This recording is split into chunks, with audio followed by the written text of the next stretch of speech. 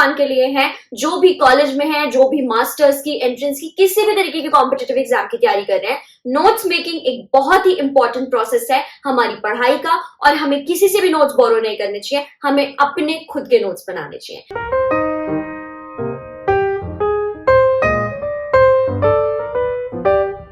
Everyone, this is Nandini Sharma. Welcome back to my YouTube channel. I hope आप सभी लोग बहुत अच्छे होंगे। और आज इतने सारे आपने कमेंट्स कर दिए फिर से फॉर नोट मेकिंग। मुझे बहुत ही खुशी होती है कि आप लोग इस सब के बारे में टिप्स, हैक्स, ट्रिक्स जानना चाहते हैं। So I am here with a new video about note making. आज मैं आपको अपने नोट्स नहीं दिखाने वाली, आज मैं आपको बहुत सिंपल सी टिप्स देने वाली हूँ अपने नोट्स को ब्यूटिफाई करने के लिए। And this will be the first part of note making series. मैं आगे जो नेक्स्ट वीडियो आएगी उसमें अपने नोट्स भी दिखा सकती हूँ। तो अगर आपको मेरे पर्सनल नोट्स देखने हैं जो कि कंप्यूटर साइंस, आईटी फील्ड से रिलेटेड होंगे, तो आप नीचे कमेंट करके जा सकते हैं और मैं अपने नोट्स की पूरी एक क्लिप आपको जरूर दिखाऊंगी। सबसे पहले तो आपको पैराग्राफ्स को बाय बाय बोलना है। सबसे पहली टिप नोट मेकिंग में यही होती है। अगर आप यूपीएससी, एसएससी किसी की भी तैयारी कर रहे हैं, अगर आप मास्टर्स के एंट्रेंस की तैयारी कर रहे हैं, आप किसी भी एंट्रेंस एग्जाम की तैयारी कर रहे हैं, आप कॉलेज एग्जाम्स की तैयारी कर रहे हैं, तो भी आपको पैराग्राफ्स को बहुत बड़ा बाय बाय बोलना है और बहुत बड़ा नो भी बोलना है। क्योंकि नोट्स में अगर आप पैराग्राफ्स लिख देंगे तो वो आपकी बुक, जो आप बुक यूज कर रहे हैं पढ़ने के लिए, उसकी एक रेप्लिका बन जाएगी, वो नोट्स नहीं कहलाएंगे। अब आप मुझे बोलेंगे कि पैराग्राफ्स नहीं लिखने, तो क्या लिखना है? तो पैराग्राफ्स को डिच करके हमें पॉइंट्स में चीजों को लिखना है। हर चीज को जब आप पॉइंट्स बना बना के लिखेंगे तो आप उसकी मेमोरी टेक्निक्स भी बना सकते हैं कि मैंने हर पॉइंट का फर्स्ट लेटर याद कर लिया और मुझे पूरा एक्चुअली आंसर या फिर कॉन्सेप्ट ही याद हो गया है। So this ditch your paragraphs and move to pointers. Second is use colors. Use a lot of colors. मैं iPad पे नोट्स बनाने लग गई हूँ past 2 या 3 years से। तुम इसलिए उसमें बहुत सारे कलर्स के ऑप्शन होते हैं। अगर आपको आईपैड खरीदने या आईपैड को कैसे मैं यूज करती हूँ उसकी एक वीडियो चाहिए तो भी आप नीचे कमेंट कर सकते हैं, मैं जरूर उसकी वीडियो लाऊंगी। मुझे आईपैड पे काम करना बहुत पसंद है एंड आई नो ये थोड़ी सी महंगी इन्वेस्टमेंट है, बट ये एक इन्वेस्टमेंट है।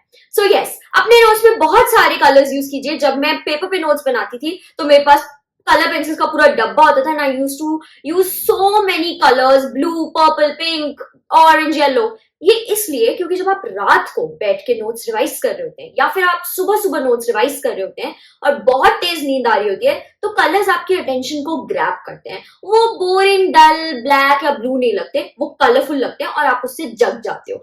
ये एक छोटी सी ट्रिक है अपने आप को जगाने की while you're reading your note. Third चीज जो बहुत ही इंपॉर्टेंट है, मैंने फ्लो चार्ट की वीडियोस में भी आपको बताया था, फ्लो चार्ट की वीडियो आई बटन में डाल दूंगी, अगर आपको देखनी हो तो आपको जरूर जाके देखनी चाहिए how to make flow charts.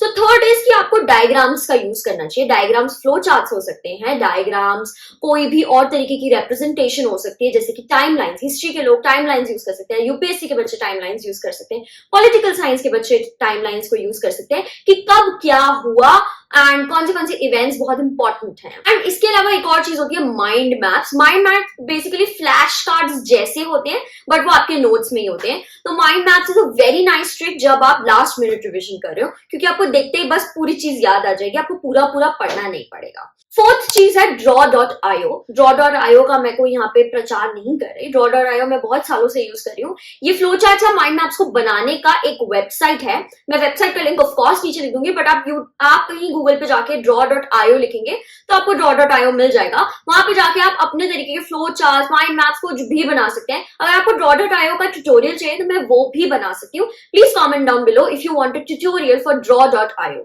So draw.io पे हम different shapes, different arrows and different fonts को यूज करके बहुत कलरफुल और बढ़िया फ्लो चार्ट्स और माइंड मैप्स बना सकते हैं एंड उसको हम अपने ई नोट्स में इंक्लूड कर सकते हैं। If not your e notes, आप उसका प्रिंट आउट निकाल के अपने फिजिकल नोट्स में भी रख सकते हैं। ये यूपीएससी के बच्चों को भी बहुत काम में आएगा क्योंकि उन्हें बहुत सारा सिलेबस कवर करना होता है और हर चीज को लिख के वो भी थक जाते हैं। तो कभी कभी अपने फन के लिए और अपने आप को ब्रेक देने के लिए आप draw.io पे जाकर फ्लो चार्ट्स और माइंड मैप्स बना सकते हैं और फिर उनको प्रिंट आउट निकाल कर अपने नोट्स में एड ऑन कर सकते हैं। Last but not the least, 1 page technique. मुझे नहीं पता ये टेक्निक आपको किसी और ने बताई होगी या नहीं बताई होगी, मैं तो आपको जरूर बताने वाली हूँ। 1 page technique is a very good way of note making as well as remembering any and everything.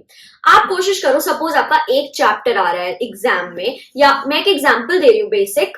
अगर आपका एक चैप्टर आ रहा है, कोशिश करो कि आप उस 30 पेजेस के एक चैप्टर को सिर्फ एक सिंगल पेज में कवर कर रहे हो, या फिर आपकी अगर पूरी बुक आ रही है उसको भी आप एक पेज में लिखने की कोशिश करो। तो इसको मूव कराने का एक प्रोसेस होता है। फॉर एग्जाम्पल 30 पेज, पहले उन 30 पेजेस को आप 5 पेजेस में बनाइए, 5 पेजेस को 2.5 पेज में बनाइए, 2.5 पेज को फिर 1 पेज में बनाइए, और ये सब डायग्राम्स, फ्लो चार्ट्स, पॉइंटर्स के बिना तो बिल्कुल भी पॉसिबल नहीं है, इसलिए मैंने वो पॉइंट्स आपको पहले बताए थे। सो 1 पेज टेक्निक को जरूर यूज करना। आपको एक सिंगल पेज में जब तक अपनी बुक ना मिल जाए तब तक आपको रुकना नहीं है, तब तक आपको मेहनत करते रहना है और अपने एग्जाम्स के लिए अच्छे से प्रिपेयर करते रहना है। So thank you so much, that's it for today, this is Alaska signing off.